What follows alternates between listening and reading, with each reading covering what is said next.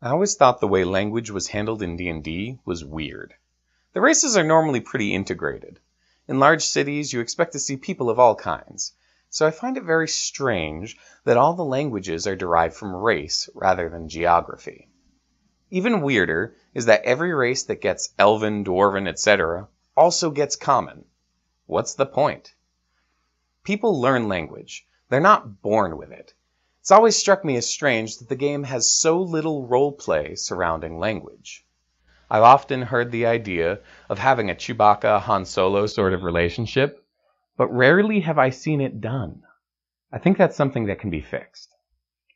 For my current game, I reworked the languages. Essentially, no creature begins with a language. They receive a language based on where they grew up. I removed most of the languages in the world and replaced them with some based on geography and political landscapes. To add to it, I made subtle little regional backgrounds that provide those languages as appropriate and may offer little other perks based on where a character grew up. For example, in my world, the gnomes exist in the desert and on the coast, but the coastal gnomes possess the secret of building sailing ships, and thus have a monopoly on travel and trade. The desert gnomes have a tendency to dig themselves away and study. The coastal gnomes start with sail gnome and desert gnomes with dig gnome. Those from the coast possess their choice of any 3 other languages and proficiencies in either navigator's tools or pilot vehicles, water. Dig gnomes gain proficiency in history and any 3 of any combination of musical instruments, artisan's tools, and gaming sets. Because they used to be from a similar region, they can understand each other with a DC 10 int check, but doing so incurs disadvantage on any charisma checks. There are a total 26 regional languages like this, plus dialects for some of them. This should open up the world to situations consistently where only 1 or 2 members of the party can communicate with strangers. I've always found it strange that no matter who you visit, everyone can speak freely. Changing that has a cool benefit of pushing some characters to interact socially who may not normally be the conventional face of the group. It also has the cool aspect where players may need to roleplay non-verbally with gesture or action.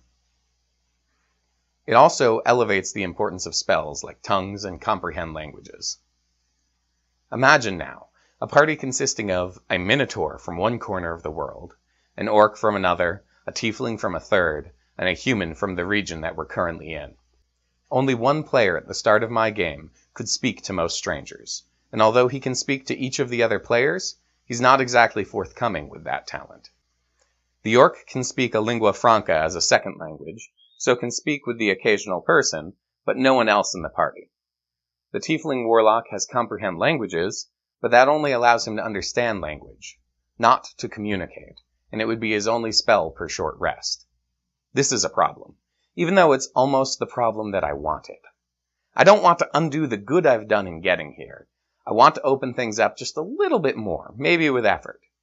As language has become a key point of issue in my game, I've added a rule. It was inspired by a similar suggestion by Coolnew on Reddit. There's a link to the thread in the doobly-doo. Any 2 characters can choose to teach or learn a pair of languages. If they do so, it means they attempt to teach the other their language throughout the day. Doing this takes a number of days equal to 500 divided by their intelligence score, allowing a character to learn 1 new language with active effort on both characters' part. You can only teach and learn 1 language in this way at a time. An average character can learn a language with dedicated effort in about 50 days. A similar effect can occur just being steeped in the language passively, but consistently. Doing so does take 800 days per intelligence score, the idea being that it's easier to learn a language with a teacher.